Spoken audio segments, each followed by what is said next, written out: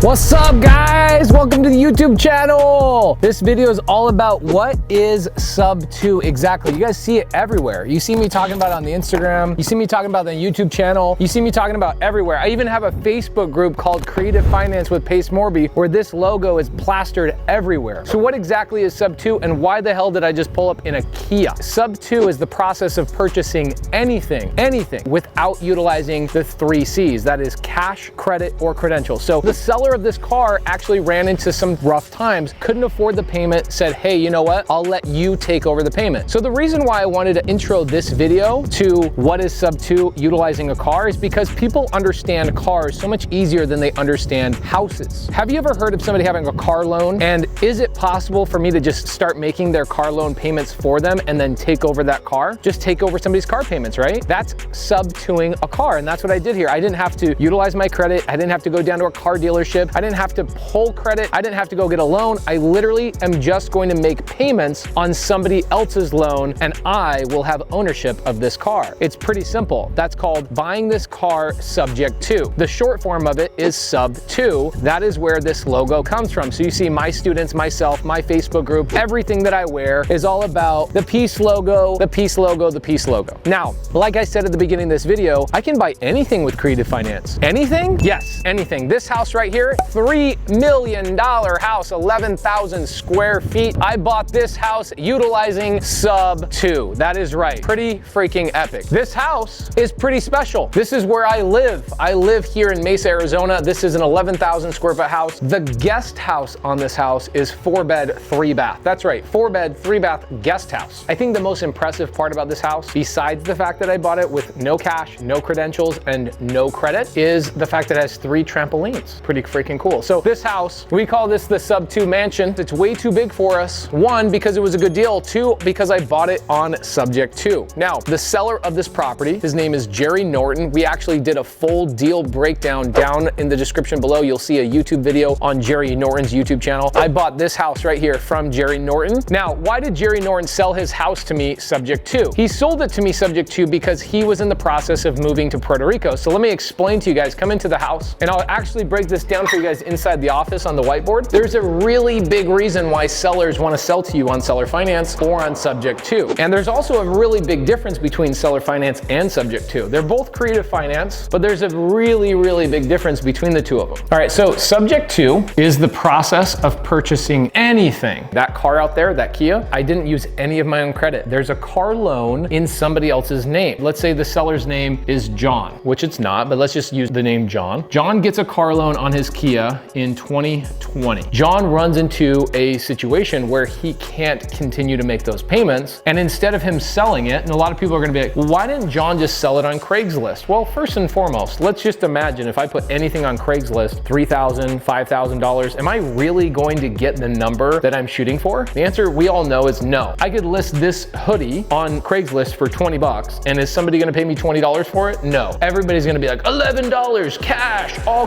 come pick it up, 11 bucks. Nobody ever pays anything full asking price on Craigslist. And so let's say you put this Kia on Craigslist for $23,000. What's gonna happen is you're gonna get offers at $21,000, $19,000, just everybody lowballing you. And that's what John wanted to avoid. He just wanted to get rid of the payment because he couldn't afford it anymore. He's getting older in age. And he said, you know what, I really don't drive. It's just sitting there in my garage and I'm not using it. It just is not serving me, essentially. So John has a car payment, let's say of $500 on this car, plus let's say $100 a month in insurance. John's paying $600 a month on this Kia. If he goes to Craigslist, he tries to sell it. He goes to Facebook Marketplace or Carvana or CarMax or whatever, they're all gonna lowball him and he's going to have to cut a check to get rid of this car. Why? Because John bought it brand new. He bought it off a dealership. He paid full retail for it. And so the second you drive off a car dealership, it loses value to a point that you can't go sell it for what you bought it for. Everybody knows this. Unless you're just learning this for the first time, welcome to the real world. So it's easy for me to go to John and say, John, let me just take over that $500 monthly payment and I will then get the title for this car without having to actually get a new loan. I will just make a payment to John's lender. My $500 goes to John's lender. I never actually have to take over any payments. I don't have to apply. I don't have to assume anything. I literally just buy the car subject to the existing loan. And yes, that car outside, I bought that subject to just a couple of days ago. And some of you might say, well, well, Pace, why are you driving a Kia? Well, first off, Kias are dope, guys. I lived in Korea for a couple of years. Kia knows how to make some dope shit. But secondly, I can actually do something with that Kia that makes me money. What I can do is I can take that Kia and I can put that Kia in one of my Airbnbs and allow my Airbnb tenants to rent the car from me on top of my Airbnb income, making me additional revenue, not only covering the cost of that $500 monthly payment and that $100 monthly insurance, but I can make money beyond that. And that's the purpose of Subject to, is buying assets, buying things that allow you to leverage them and make money. You guys will see multiple examples in my real estate business where I buy things subject to, no cash, no credit, no credentials, and I turn them into Airbnbs or I turn them into long-term rentals and I make monthly passive income. So this house, I'm gonna tell you guys, I don't make any money owning this particular house subject to. Do you know why? Because I live in it, okay? I live in this house, I don't make any money. This house actually is not an asset because it's a liability. I pay money on utilities, I pay money on landscape, I pay money on roof repairs. We even had a rat problem like a month ago because we have all these citrus trees. Come out here, let me show you all these damn citrus trees. You guys don't know this about Arizona, but check this out. In Arizona, okay, if you look back here, there's a whole couple of acres of orchards all back here with full of orange trees. And this is orange season, so the juice is so sweet and it attracts roof rats. They're called roof rats in Arizona because they climb up in your roof, they grab the oranges and they come up in your roof and they're eating the oranges inside of your roof. It's a major problem, okay? Now, with that means I don't have an asset, right? This house costs me money every single month. But I can tell you this is the only house that I own that does not make me money. Every other house I bought subject to makes me money. Can you believe this? No joke. Don't tell anybody this, but when I bought this house, the day I closed escrow, I only had $1,700 in my name. I bought a $3 million house for $1,700. It is absolutely crazy. Subject to allows me to bypass the need for credit. I bought a $3 million home and I make a payment to somebody else's loan. The payment on this house, I believe, is like $5,200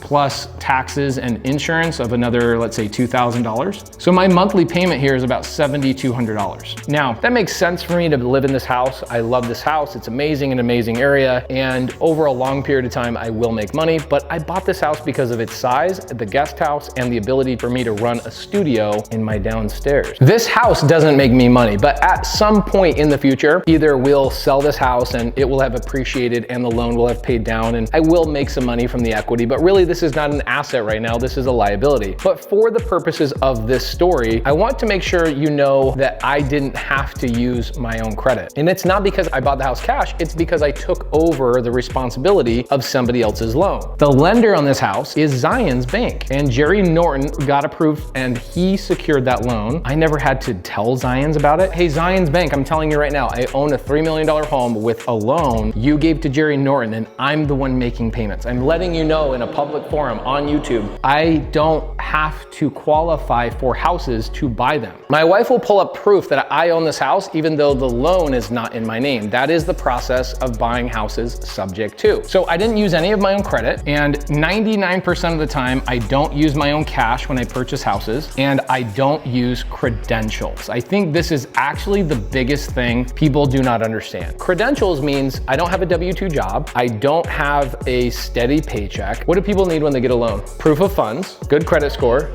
W-2 for over 2 years, 2 years tax returns. Guys, I didn't use my tax returns. I haven't had a pay stub in ever. 2 months bank statements, didn't show my bank statements. So if I'm self-employed and I want to go get a loan, I have to have 2 years profit and loss statements. I didn't have to use any of that utilizing subject to. That's why subject to is so amazing. We own so many things subject to. We own cars subject to. We own houses. We own mobile home parks subject to. Subject to is absolutely amazing. It's just the process of taking over payments on somebody else's debt. Check this out. I'm buying a business right now, somebody's insurance business, where I'm gonna take over their SBA loan. Okay, they pulled out an SBA loan to start an insurance business, and I'm just gonna take over their SBA loan subject to, and I'm going to own an insurance business subject to. Do you have the deed? The county recorder.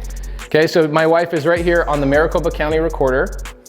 Jerry and deeded to us. She clicks on this, and guess who the deed is? Okay, so we bought this house May 19th, 2021. You guys can see that Jerry and his wife deeded the property to my LLC, Moving Forward Ventures, on public record. That means that I have the ownership in my name. I have the deed. The deed is the proof of ownership, and you can go on public data and you can see all of that has happened. I bought this house without any credit, without any of my own cash, and without any credentials whatsoever. That is the process of buying houses subject to. Now, somebody might ask, why, Pace? Why buy something subject to? Why not just go around and buy things cash? Well, here's the problem. Not only do banks want all of these credentials, and it's incredibly hard to get loans nowadays, but when I'm a business owner claiming $0 on my tax return, it's really challenging for me to go get a loan, number one. So the ability to get a loan, I have it. We have loans, but I prefer not to do them because of one thing: velocity of money. So if I'm using, let's say, the BRRRR strategy. BRRRR strategy is another purchasing strategy. They talk about this on Bigger Pockets all the time. If I'm utilizing the BRRRR strategy, that means I'm using my credit twice on one house. I'm getting two loans. I'm buying it, I'm rehabbing it, I'm renovating it, I'm renting it, and then I'm refinancing. So I'm getting two loans. Here's where the first loan comes in, okay? I bought it using my cash, credit, and credentials, and then I refinance it using my cash, credit, and credentials. With subject to, I don't use my cash, credit, or credentials ever. And so my cash from my other businesses can now go invest in other things like crypto, or let's say owning a title company, or expanding into other endeavors and other businesses. That is why we use subject to. The other thing that subject to allows you to do is it allows you to pay way more money for a property, because technically all of it's on paper. As long as the property cash flows, I will buy just about everything subject to. So for example, check this out. This mobile home park, guys, I paid full retail for this, but it makes me $7,000 a month in cash flow. This one property right here that I bought without cash, without credit or credentials, I paid full retail for. And the seller said that the nearest offer to me was $150,000 below. And the reason why he allowed me to buy it with Creative Finance is because I paid him the number he wanted. Creative Finance, primarily subject to, gives a crazy unfair advantage to any real estate investor trying to start in the game. And you'll see multiple students of mine from Subto.com come in and talk about how they tried to wholesale real estate for years, but it wasn't until they learned Creative Finance that they were able to get their first deal. So a lot of people jumping into real estate use Creative Finance to get that elusive first deal. So subject to, super powerful. You'll see a lot of examples on this channel. I am known as the Subto guy. There's nobody in this real estate educating game that talks about Subto as much as me, and so I think I've become the de facto Subto guy. So if you guys have questions about how do I get these deals, a couple of places I would go. I would go to our free Facebook group. Okay, we have a free Facebook group. It's huge. I think as of right now, we have 44 or 45,000 members in this Facebook group. It's called facebook.com/groups/creative finance with Pace Morby. And we talk all things creative finance. Now, the next video in this series, I want you guys to know, is not going to be a light one. It's going to be a heavy one. It's going to be every creative finance strategy we have ever done. I believe there's 27 creative finance strategies as of right now. Subject to is only one of them. There are 26 other creative finance strategies. The next video is going to walk you through each one of those, probably give you a 1-minute breakdown of each individual strategy so that you can understand what is possible and get you in the game a lot easier. So go to our free Creative Finance with Pace Morby Facebook group. Another place to get started in real estate is I would go down below and I would look for the links that talk about Zero to Hero Season 1 and Season 2. And my wife, Laura, actually on March 6th, if you guys are watching this in enough time, which you probably won't be, but on March 6th, my wife is going to create Zero to Hero Season 3, and it's only a 2-hour challenge where she's gonna show you guys how to get your first deal without any lead generation, without any money, without really any resources in less than 2 hours. So stay tuned for that. We show you guys how to get into this game all the time for free. Cheers to you for watching this video all the way through. Please make sure you've liked, you've subscribed, you hit that notification bell, because I do one-on-ones with people every single week that have subscribed and have hit that notification bell and made a comment telling us exactly what you need in your business, where you're stuck, and where we can help, so that we can make a video with you, give you that one-on-one, and then put it back on the YouTube channel for everybody to watch. So please make a comment down below, and cheers to you. Have a good day.